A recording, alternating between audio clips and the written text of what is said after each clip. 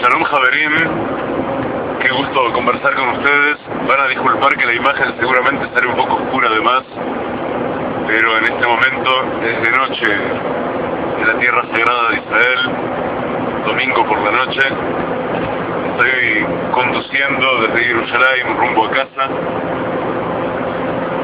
y quiero aprovechar para comentar un poco con ustedes algunos de los puntos relativos a Parashat Vayehi que hemos estudiado este último Shabbat. No sea cosa que pueda parecer que perdemos el tiempo en la comunidad de Torah. De modo que este Shabbat hemos leído la última Parashá de Sefer Bereshit, del libro de Bereshit, que se llama Vayehi. Vayehi Yaakov, y vivió Yaakov.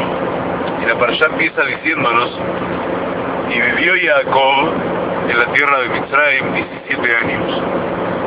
Recordemos, se trata tras el reencuentro entre Jacob y su hijo Yosef. Yosef, que es el gran regente, el superministro de Mitzrayim, lo manda a buscar, y llega su padre y se establece en la tierra de Goshen con todos sus hijos, al amparo de su hijo Yosef. La parashá empieza diciendo: y vivió Jacob. Y todos los mefarshim, todos los exégetas, apuntan allí a que Jacob en realidad hasta ahora nunca tuvo nada que pueda ser llamado realmente vida. De hecho, su mayor enemigo nació junto con él, es su hermano gemelo Esav, su hermano mellizo Esav.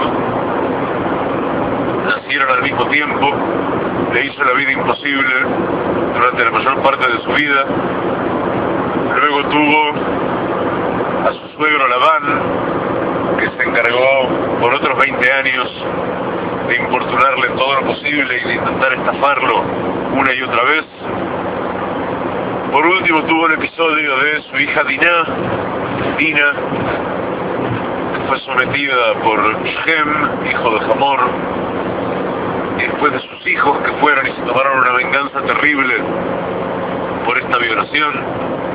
Y fue toda una serie de desgracias una detrás de otra, y por último, la más terrible de todas, la desaparición de su hijo Yosef, vendido por sus hermanos a los mercaderes midianitas, que a su vez lo vendieron a los ismaelitas. Y dicen los mefarshim que recién ahora Jacob se puede decir que tiene vida. Recién ahora, cuando se reúne con su hijo Yosef,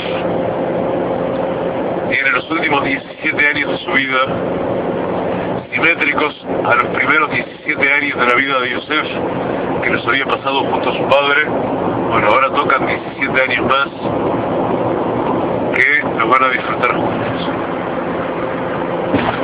La parashá anterior, Vaigash, culmina relatando el modo en que Jacob y sus hijos se establecieron en la tierra de Goshen. Y el último pasuk, el último verso de la parashá Vaigash, termina diciendo: Vaifru vairbu meod, y se reprodujeron y se multiplicaron mucho los hijos de Jacob en la tierra de Goshen. Luego en el libro de Shemot vamos a descubrir que en realidad se reprodujeron y multiplicaron de un modo completamente milagroso, de un modo absolutamente inusual. De hecho, en un lapso de tiempo muy corto, en apenas 210 años, pasaron de ser 70 almas a, como vamos a ver más adelante en los próximos Parshiot, a ser aproximadamente 15 millones de personas.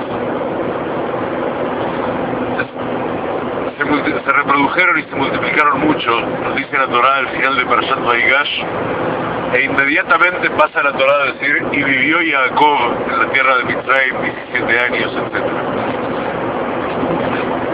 Recordemos esto para dentro de un rato.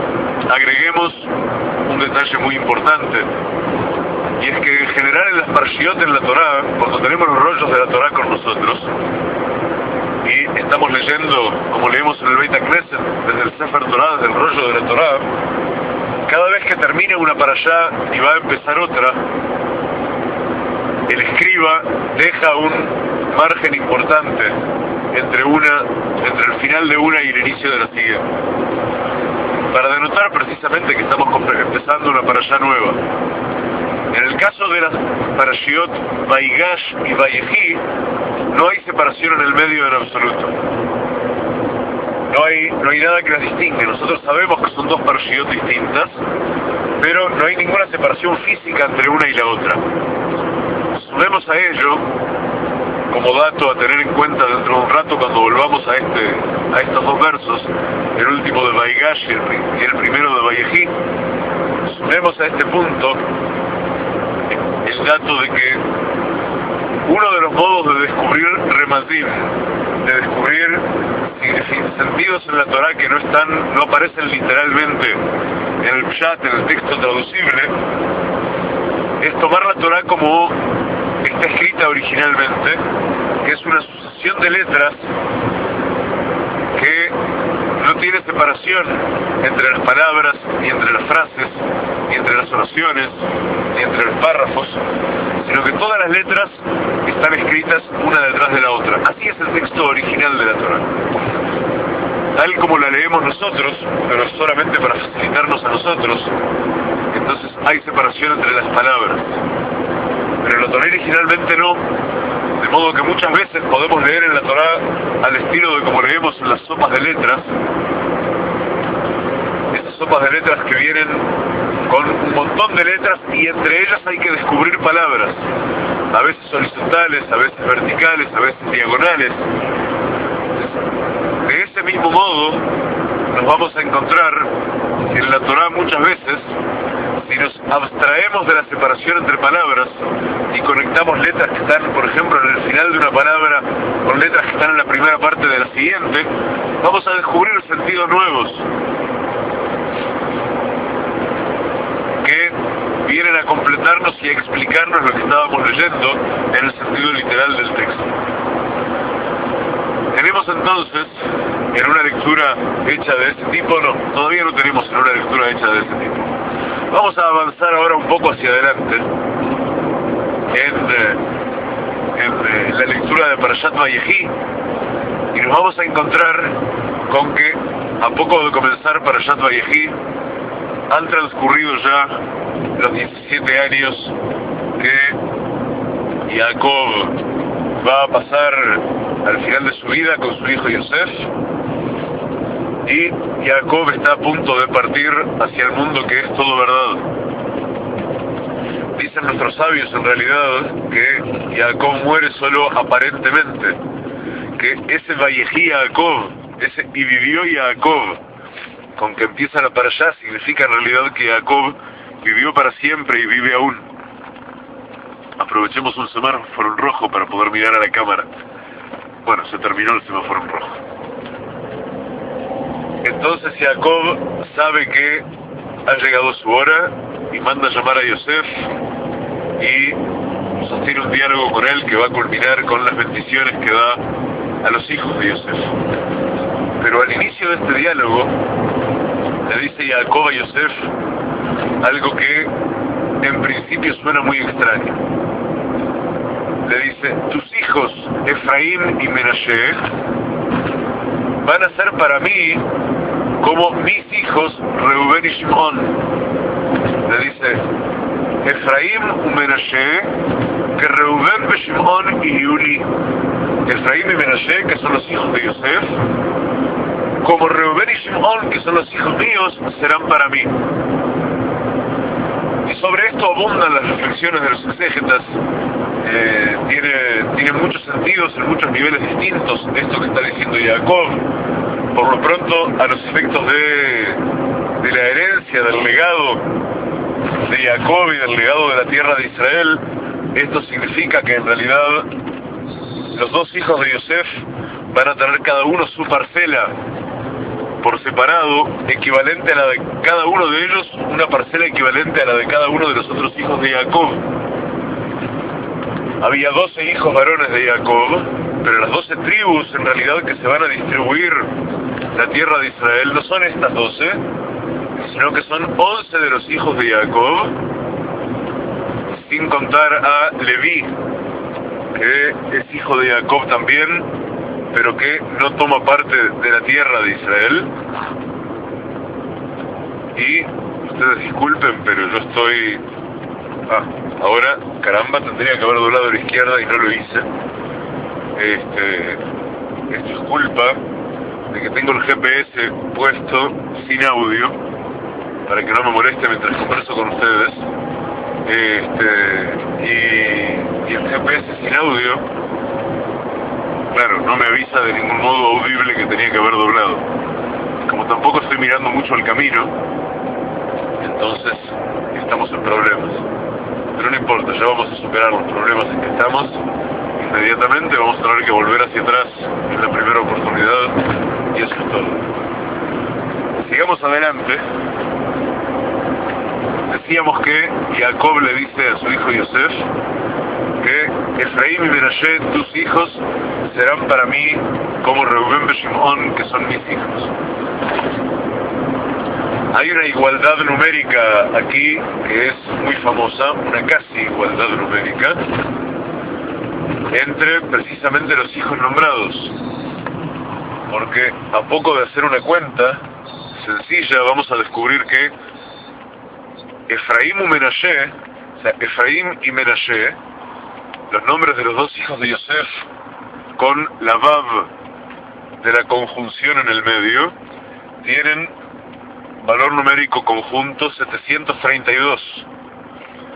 En tanto, Reubén y Shimón, los hijos de Jacob, que son a su vez ambos hijos de Lea, con la Vav de la conjunción en el medio, tienen valor numérico 731, uno menos.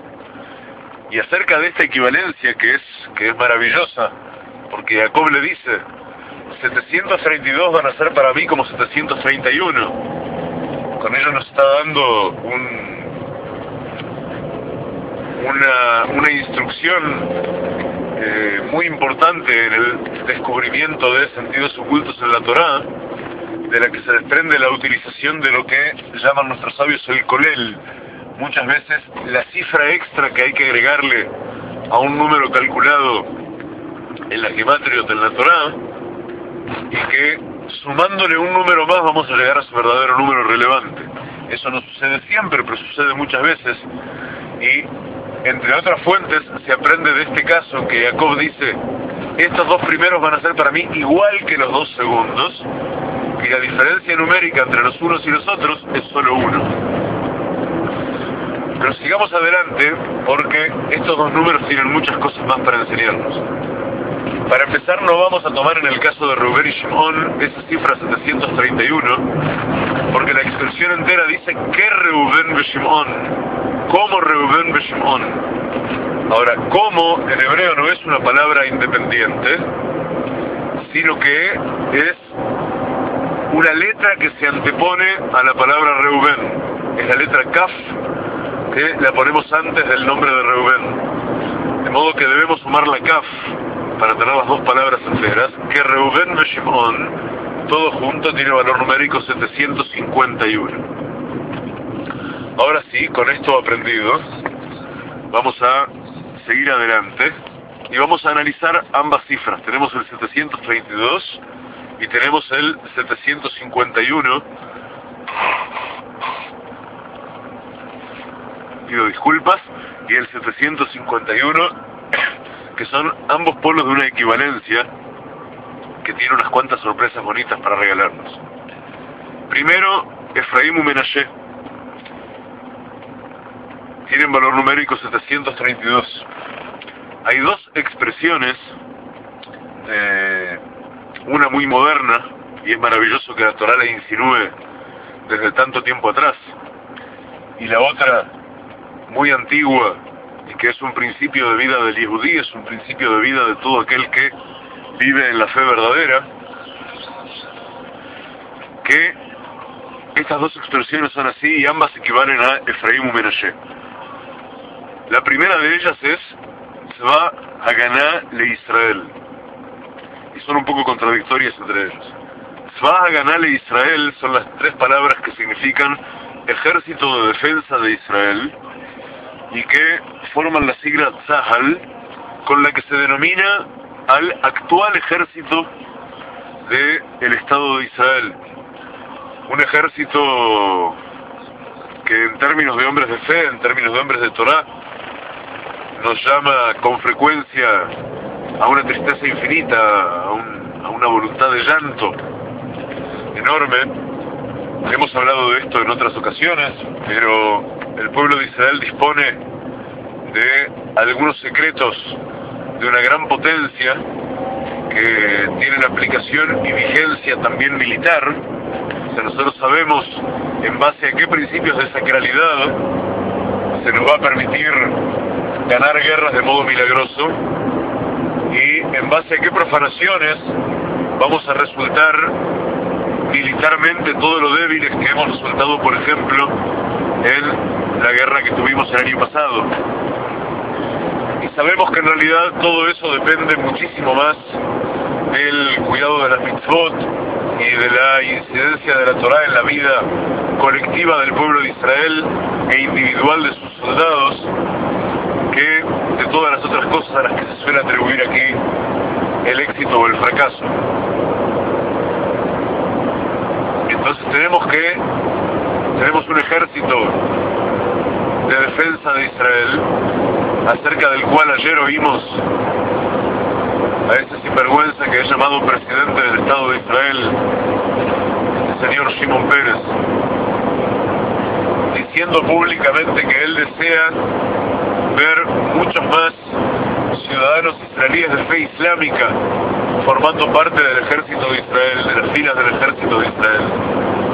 Y uno lo escucha y cuesta creer que realmente alguien se mantenga con ese nivel de inconsciencia suprema que nos demuestra el señor Shimon Peres cuando dice esas cosas, que no se da cuenta que lo que él dice es precisamente lo que va a pronosticar la perdición absoluta del Estado de Israel si llegara a suceder, yo no lo quiera. Tenemos que este ejército de defensa de Israel equivale numéricamente a Efraim u Menashe. Pero hay otra expresión que equivale también a Efraim u Menashe. Y esta expresión es algo que nos han legado nuestros sabios. Y dice, Tzadik be'emunato yihye. El Tzadik, el justo sagrado, vivirá en su fe. ¿Qué quiere decir que vivirá en su fe? Quiere decir que no necesita más que su fe por medio para la supervivencia. Quiere decir que no tiene necesidad de más nada que esa fe pura que alberga, esa fe completa, para conseguir la respuesta de los cielos que venga a proveerle todo lo que él necesita para vivir. Que no hace falta ningún otro medio, por ejemplo, que le provea seguridad. No precisa un ejército de defensa de Israel compuesto por islámicos, cristianos, gente de todas procedencias, gente sin fe que ni siquiera sabe para qué está saliendo a luchar, etc. El tzadik no necesita nada de eso. El tzadik cuenta con su emuná, y esa emuná, que es lo que el tzadik tiene para elevar hacia los cielos desde él. Hemos hablado varias veces acerca de cómo funciona el diálogo entre el mundo inferior y los mundos superiores.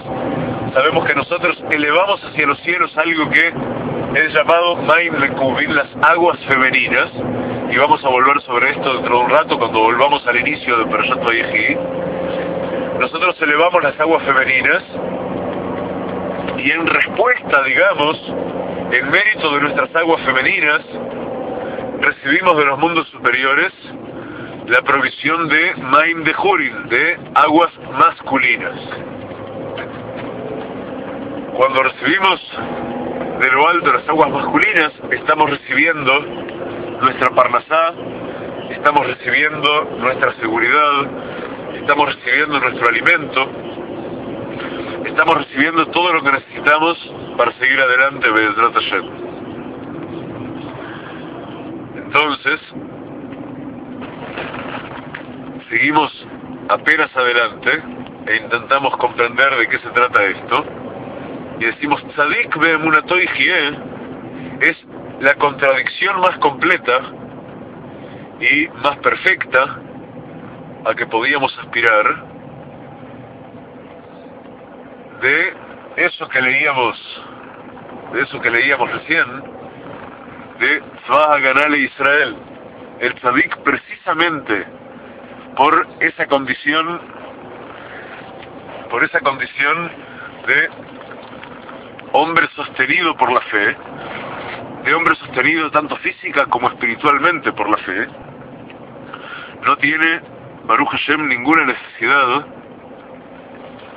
de encontrarse defendido, como si fuera defendido, Hashem Yishmor, por un ejército compuesto, dirigido fundamentalmente por herejes, que eso es mucho más importante que por quienes está compuesto. Quienes lo dirigen son herejes. Y si quienes lo dirigen son herejes, entonces no podemos esperar ninguna brajá de allí. Nos vamos a encontrar entonces con que Efraín y Menashe nos regalan el primer par significativo de los dos pares significativos a que vamos a atender enseguida, que es la oposición flagrante entre el tzadik que tiene por sustento su fe y el universo herético que necesita sustentarse en un ejército que nada tiene que ver con Torah, nada tiene que ver con judaísmo, y hace las veces de ejército judío de defensa del pueblo de Israel y de la tierra de Israel. Hashem nos libre de creer por un solo instante que son ellos los que nos defienden de absolutamente nada. Ahora, la historia no solo no termina aquí, sino que recién empieza, porque luego de tener luego de tener a Efraín y Menashe, tenemos a Reubén y Shimón. Y Reubén y Shimón dijimos que Reubén y Shimón dijimos que tiene valor numérico 751. Tenemos otra vez dos expresiones que nos van a ayudar a comprender el segundo platillo de nuestra balanza. Estas dos expresiones, que valen también 731, son respectivamente las siguientes. Hadassah y Esther. Hadassah y Esther tiene valor numérico 731, y Hadassah y Esther quiere decir que Hadassah es Esther. Cuando leemos en Purim el libro de Esther, Megilat Esther, nos encontramos con que Mordejai cría y en realidad está casado con su prima Hadassah, y luego Hadassah es llamada Esther. Y aprendemos cuando estudiamos a nuestros exégetas, a los Mefarshim, que la diferencia entre Hadassah y Esther es que Hadassah es en estado luminoso, sale del Hadass aromático, una de las 4 especies que unimos en la fiesta de Sukkot. En cambio Esther sale de la raíz lehastir, ocultar. Esther es el rol que cumple nuestra reina en el momento en que Kadosh Baruj Hu esconde su luz, esconde su providencia de nosotros. En este momento estoy con el auto quieto, hace un poco de ruido porque si tengo el motor apagado, nuestro querido aparato Parnaso en que nos estamos grabando se queda sin batería. Acabo de estacionar el auto en la casa de nuestro querido maestro, el Rabbi Yitzhak Ginsburg Shlita, a donde voy a entrar un minuto luego de completar esta clase. Lamentablemente el Rab no se encuentra en este momento en su casa, solo tengo que dejarle algo, de lo contrario sería una maravillosa oportunidad para que él dirigiera un saludo a todos los Javerim de la comunidad de Torah, pero confío que esta oportunidad se va a dar de todos modos muy pronto. Hadassah y Esther es la conexión entre Hadassah, la reina que tenemos, la esposa de Mordejai, que es el mayor sabio de su generación, el mayor tzadik de su generación, el presidente del Sanedrín. Hadassah se convierte en Esther en el momento en que cambie su rol y cambie su forma de acción y su forma de guía y su forma de producir milagros, en el preciso momento en que sucede el ocultamiento completo de la luz de Kadosh Baruj Hu. No se nota la hashgajá, no se nota la supervisión divina sobre la realidad por culpa de las transgresiones y profanaciones del propio pueblo de Israel. Entonces no tenemos más a Hadassah, tenemos a Esther. La diferencia numérica entre Hadassah y Esther es 587. Y entender ese 587 nos va a permitir, Be'ezrat Hashem, comprender la diferencia entre una punta y la otra de lo que tenemos con nosotros en este momento. Entre una punta y la otra de una es Hadassah y la otra es Esther. Ustedes disculpen las interrupciones, pero bueno, esto es Torah Alborante, es un poco la idea.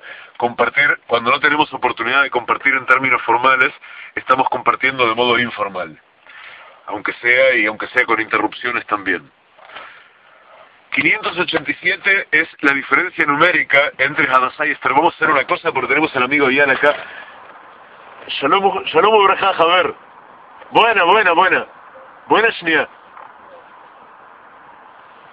A ver un segundo, vamos a ver si nuestro amigo Eyal puede venir a saludarlos. Eyal es el secretario de Rav Yitzhak.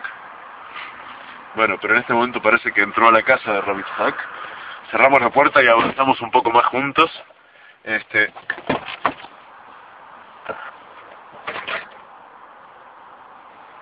No, todavía no viene. Bueno, no importa.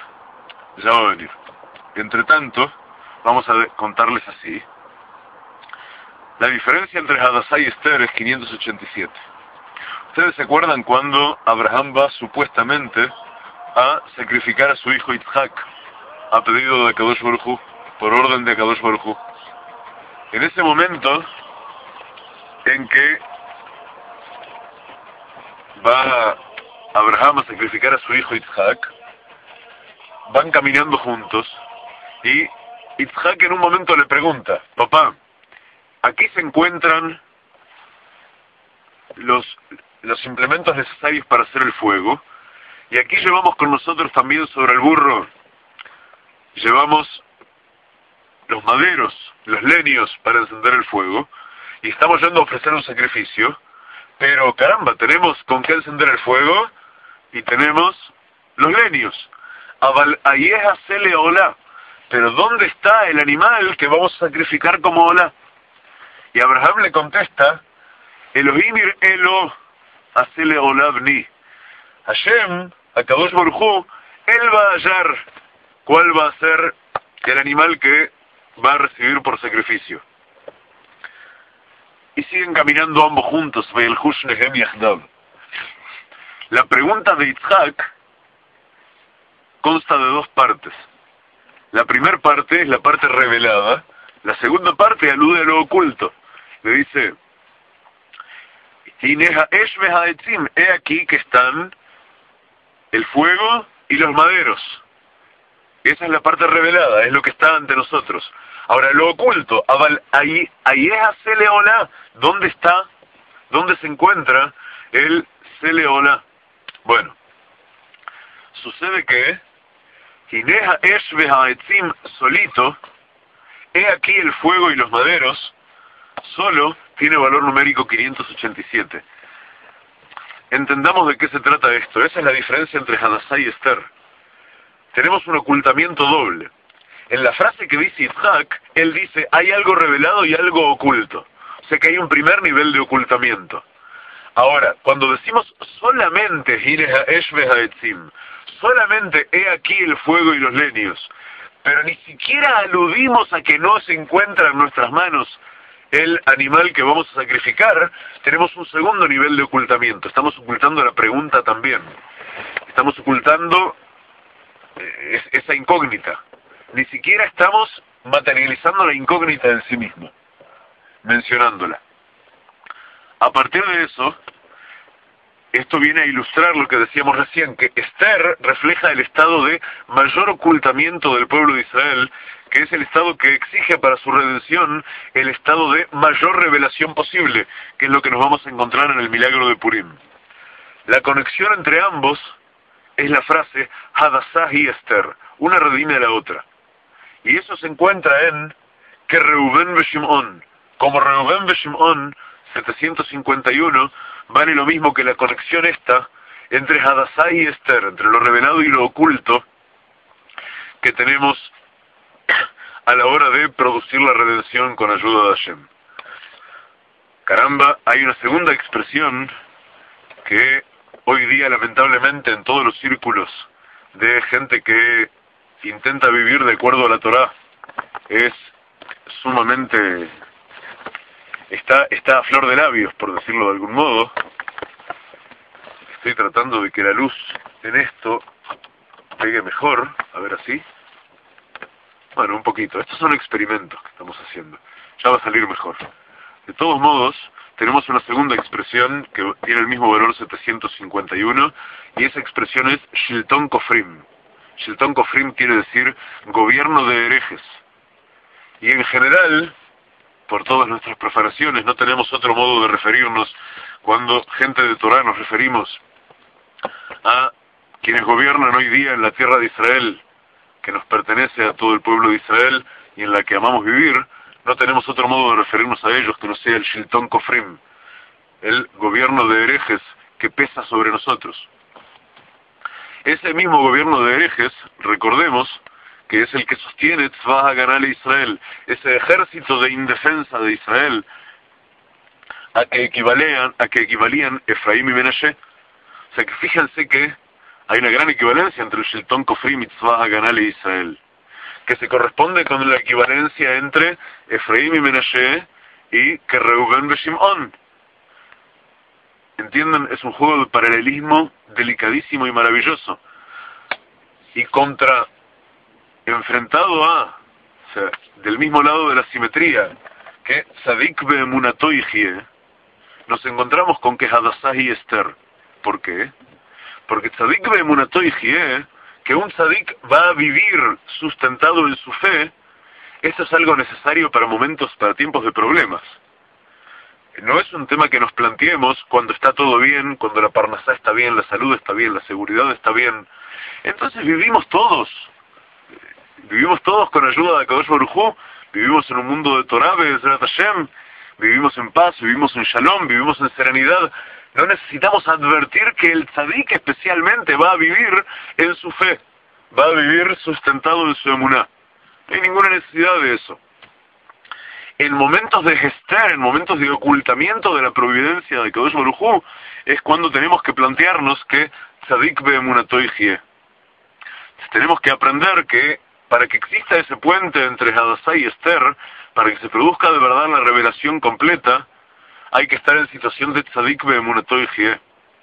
Y que por otro lado, confiar en un gobierno de Kofrim, confiar en un gobierno de herejes, para que ellos y su ejército de defensa de algo, que dicen ellos que ojalá tenga más musulmanes integrados a sus filas, Hashem nos libre, están locos de la cabeza esta gente. Quien confía en ello, en uno o en el otro, y tiene fundada en ellos su esperanza de vida y su esperanza de redención o su esperanza de felicidad, etcétera, bueno, señores, está perdido, porque nunca va a poder llegar a ese grado de revelación que está en Tzadik be'emunato yihye y que está en Hadassah y Esther. Vamos a saltear algunos otros puntos que hubiéramos querido traer en este shiur y los traeremos para otro, Be'ezrat Hashem, acaso todavía esta noche, pero quisiera terminar con este tema antes de que se me termine la batería aquí. Es curioso, pero el cargador de la batería que usamos en el coche carga la batería más lento de lo que el sistema de video la descarga. Entonces tenemos que ser muy cautos con el tema. Ahora bien, volvemos entonces al final de la parashá anterior, Parashat Vaigash, y que se conecta con el inicio de Parashat Vayehi. Y decíamos que hay algo muy singular que sucede ahí, porque en general entre el fin de una parashá y el inicio de otra, hay una separación en el modo en que son escritas. Y en el caso de estas dos no. Y eso tiene que venir a querer decirnos, léelo de corrido que vas a encontrar algo más que todavía no viste. Si ustedes se acuerdan que hemos estudiado, y lo mencionamos de vuelta hace un rato, que nosotros elevamos aguas, las aguas femeninas, y a partir de que elevamos las aguas femeninas, logramos recibir de retorno desde el mundo superior las aguas masculinas. Muy bien, ¿Cómo funciona esto entre el final de Parashat Vaigash y el inicio de Parashat Vayechi? Vamos a volver a leer estos dos psukim, el final del último pasuk de Vaigash y el inicio del primer pasuk de Parashat Vayechi. Vamos a leerlos de un modo diferente. Vamos a leerlos así. Termina diciendo Parashat Vaigash, Vaifru vairubu meod, y se multiplicaron y se reprodujeron mucho. Y dice el inicio de Parashat Vayechi, Vayechi Yaakov, y vivió Yaakov. Ahora, mirad qué asombroso. Si nosotros tomamos Vaifru vairubu meod, las tres palabras finales de Vaigash, y le sumamos las dos primeras letras de Vayechi, que son la Vav y la Yud de la palabra Vayechi, nos va a quedar, y estas dos letras las anexamos a la palabra Meod, la última palabra que teníamos en Vaigash, que se escribe Mem Aleph Dalet, nos va a quedar la siguiente expresión. Vaifru vairbu, y se multiplicaron y se reprodujeron, Meidui. En vez de Meod y Vayechi, nos queda la expresión Meidui. Meidui quiere decir de la vaporización. O sea, a través de la vaporización pasó que Vaifru vairbu, se multiplicaron y se reprodujeron, y también pasó lo que viene después de este Meidui, que es Jai Yaakov, vive Yaakov, vive en presente, dicho aparte, ya no dicho en futuro y vivirá Yaakov, o y vivió Yaakov en pasado. Ahora cuando le quitamos estas dos primeras letras, queda dicho en presente, Jai Yaakov. Y lo que conecta entre ambas cosas, entre que todo el pueblo de Israel se multiplicaron y reprodujeron, y Yaakov vive, que es porque Yaakov vive, que se multiplicaron y se reprodujeron, es la mecánica de Meidui. A través de la vaporización sucedió eso. ¿Qué es la vaporización? ¿Cuál es el modo que yo tengo? Vamos a decir dos cosas al respecto, que nos parecen humildemente maravillosas. La primera, si yo quiero elevar agua de lo bajo hacia lo alto, físicamente, ¿cuál es el modo que tengo de hacerlo? Hacer vapor. El vapor se eleva, el agua sólida o líquida cae, pero el vapor se eleva. Y se acuerdan que decíamos, nosotros cuando hacemos mitzvot, cuando hacemos tefilá, estamos elevando nuestras aguas femeninas hacia lo alto, hacia el Zair Anpin, hacia Tiferet, y de allí hacia arriba hasta la Jochma con ayuda de Hashem. Meidui es a través de la técnica de hacer vapor que viene a representar el trabajo de elevar nuestras aguas femeninas, como enseña el Zohar Kadosh. Es por mérito de que nosotros, aún en esa situación de galut, en esa situación de exilio, tanto físico como espiritual, al igual que ahora, que vivíamos en ese momento, aún así elevamos nuestras aguas femeninas. Por causa de eso, Yaakov vive, hasta hoy, vive siempre, dicho en presente, dicho en un presente eterno y continuo. Y al mismo tiempo el pueblo de Israel se reprodujo y se multiplicó para llegar de 70 almas hasta cerca de 15 millones de personas. Meidui, aparte, viene a enseñarnos otra cosa que es muy importante para nosotros en estos tiempos que son de oscuridad atroz, esa oscuridad tremenda y absoluta y densa que precede al amanecer maravilloso. En estos momentos tenemos que saber que Meidui, gracias al Idui, gracias a la vaporización, ¿cómo funciona esto? Yo tengo agua encerrada en algo, en un recipiente en el que apenas si ese agua cabe. Está apretada. Yo soy ese agua, estoy apretado en un recipiente en el que no tengo movimiento, no tengo nada. ¿Qué es lo que puedo hacer para liberarme si soy agua? Y recordemos que la representación en realidad es muy apropiada, porque estamos compuestos en cuanto, en un 70, un 80, un 90% de agua en nuestros cuerpos.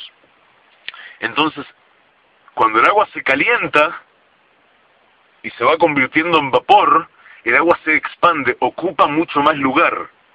Entonces el agua, cuanto más se caliente y más se convierte en vapor, va a tender a reventar o abrir una brecha en cualquier lado en ese recipiente que la tiene apretada y agobiada para elevarse hacia lo alto.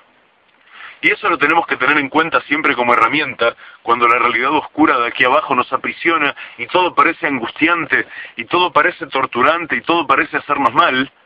Bueno, de esa misma angustia tenemos que sacar las fuerzas para que ese agua que se calienta realmente rompa las limitaciones a las que estamos sometidos, y a partir de romper esas limitaciones a las que estamos sometidos, logre elevarse hacia lo alto para abrevar de lo alto la luz que necesitamos para seguir adelante.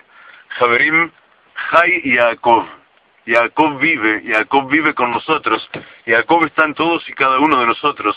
Yaakov es el esplendor de Tiferet, y sobre todo la cualidad sobresaliente de Yaakov es la verdad, es el espíritu de la verdad. Que sepamos estar siempre apegados a ella, y que sepamos merecer esa redención que está auspiciada por todo lo que acabamos de estudiar, y sobre todo por todo lo que nos resta. Javerim, gracias por acompañarme hasta acá. Be'ezrat Hashem, en un rato, cuando esté llegando a casa, voy a intentar ya editar este video y subirlo a Kol Israel TV para que esté a disposición de todos. Gracias por estar conmigo hoy también. Un abrazo muy grande y Malé Brajot para todos. Hasta luego.